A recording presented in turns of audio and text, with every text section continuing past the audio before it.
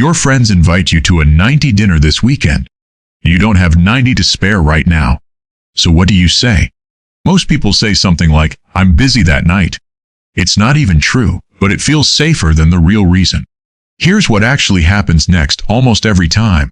Someone suggests another night instead. Now you're stuck making up a second excuse. Or worse, you just go anyway and quietly stress about the bill all night. Either way, the actual problem, not having 90, never actually gets addressed. There's a trend going around that flips this whole script. It's called loud budgeting, and the idea is simple. You say the real financial reason, plainly, without dressing it up as something else. Instead of a polite lie, you just say the real reason out loud. That's outside my budget this month. No apology, no fake excuse, just the actual truth stated plainly. And today I want to show you why that oddly works better. Not because it's bold, but because of a specific thing happening underneath it. It comes down to how your brain and everyone else's brain process social pressure. Let's start with what a vague excuse actually does socially. When you say, "I'm busy," you're not stating a fact.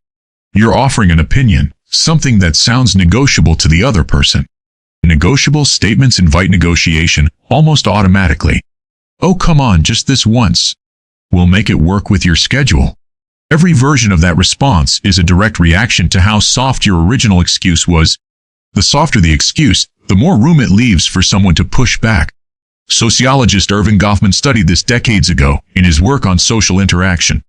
He described how people manage something he called face, a version of themselves shown publicly. Every polite excuse is a small effort to keep that public version intact for both people. Vague excuses are an attempt to protect everyone's face at once, yours and theirs. It feels considerate in the moment, almost like a small social kindness. But protecting face this way has a hidden cost most people don't notice. It leaves the door open, because nothing about a vague excuse sounds final. Everyone involved senses that even if nobody says it out loud. A budget limit is different. It's not an opinion about your evening, it's a fact about your finances. And facts are much harder to argue with than feelings. Nobody can really negotiate you out of a number that simply isn't there. There's another layer to this worth understanding too. Spending in groups isn't just personal, it's socially contagious in a very real way. Researchers studying a Dutch postcode lottery found something surprising about this exact pattern. Winning numbers were drawn by postcode, meaning entire neighborhoods won at once. When someone won money, their neighbors started spending more too, especially on visible things like cars. Nobody gave the neighbors any actual money. Their own income hadn't changed at all, only what they were watching happen nearby. Just being near someone else's spending changed their own behavior afterward. Group dinners, trips, and outings work along the exact same logic. One person's spending quietly sets the expectation for everyone else at the table. Nobody announces it, but the bar for what feels normal shifts upward regardless. Loud budgeting interrupts that chain, right at the moment it would normally spread further. Saying the real number out loud isn't rude. It's actually removing yourself from a contagion you never actually signed up for. Now let me tell you about the first time I actually tried this myself. A group chat was planning a weekend trip, split 5 ways among everyone going. My share would have been around $300, which wasn't in my budget that month. I'd already quietly done that math twice before the group chat even finished planning. Normally, I would have said I was busy that weekend and quietly felt relieved about it. This time, I typed something different instead. "I can't swing $300 right now, I'm going to sit this one out." My stomach genuinely dropped before I hit send. I expected awkward silence, or worse, some passive-aggressive response from the group. Here's what actually happened instead. One friend replied, "Honestly, same, I was hoping someone would say that first." Turns out, at least one other person was also quietly stressed about the cost. Nobody pushed back, and nobody made it weird. The trip got planned around a lower budget instead, without anyone else even flinching. That one sentence changed the plan for the entire group, not just for me. If you want to try this yourself, here's the small framework I now use. First, state the number, not a vague feeling about it. "I don't have 90 for that," lands very differently than "money's tight right now." One is a fact you can't argue with, the other invites a whole conversation. People rarely argue with a number, but they'll happily argue with a feeling. Second, skip the apology entirely. "Sorry, but," quietly undercuts the whole statement before it even fully lands.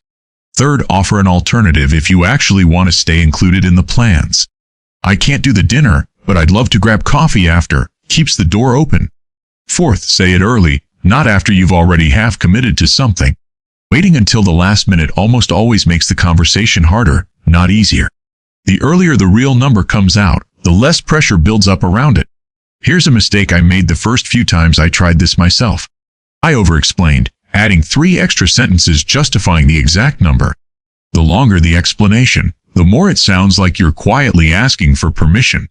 One clear sentence does more work than a whole paragraph of justification ever could. Confidence here isn't about tone, it's mostly about brevity. Since sticking with this, group planning has genuinely gotten easier, not harder.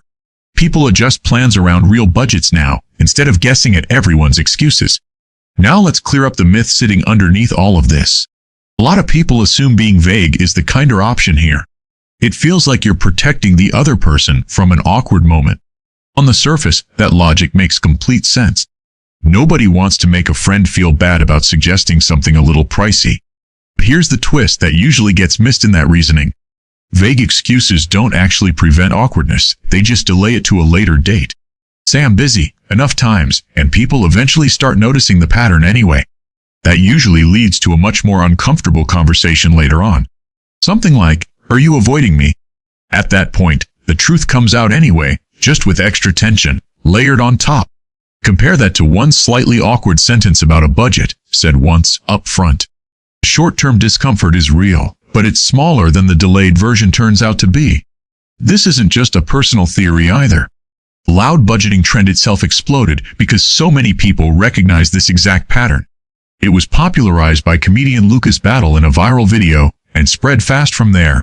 Financial commentators picked it up quickly, calling it a shift toward financial transparency among younger adults. This fits a broader pattern too, younger generations talking more openly about salaries and debt. Loud budgeting is really just one visible piece of that larger shift. The appeal wasn't really about budgeting tactics or spreadsheets at all. It was about people being exhausted from managing everyone else's comfort at their own expense. So the myth isn't that politeness is bad. The myth is that vagueness equals kindness. Often, it's just kindness with a delay button, and the bill still comes due eventually. Let me paint a quick picture of how this plays out 2 different ways. Person 1 says, "I'm busy," to every invite they genuinely can't afford. Eventually, friends stop inviting them altogether, assuming they're just not interested anymore. Person 2 says, "That's outside my budget right now," the very first time it comes up. Friends actually start planning around it, because now they have real information to work with. Person 2's friends might even start suggesting cheaper options first, without being asked.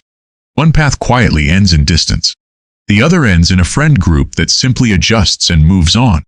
So if you want to try this yourself, here's where I'd actually start. Pick one upcoming invite where the real answer is genuinely about money. Instead of a vague excuse, say the real number, once, clearly, without softening it. Skip the apology. Skip the 3 extra sentences justifying yourself.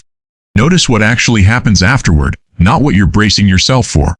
Most of the time, it lands far more gently than you expect it to. And if you want to stay included, offer a cheaper alternative in the same breath. This works in far more places than group dinners too, gifts, trips, even everyday hangouts. None of this means you have to announce your finances to everyone, all the time.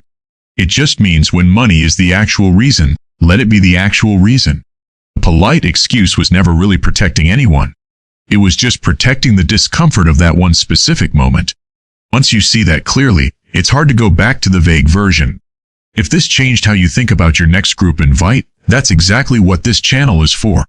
Every week I break down the psychology behind money and social situations that don't get talked about enough. Subscribe if you want more of this. And tell me in the comments, have you ever tried saying the real number out loud? Even a small story in the comments might help someone else work up the nerve to try it. See you in the next one.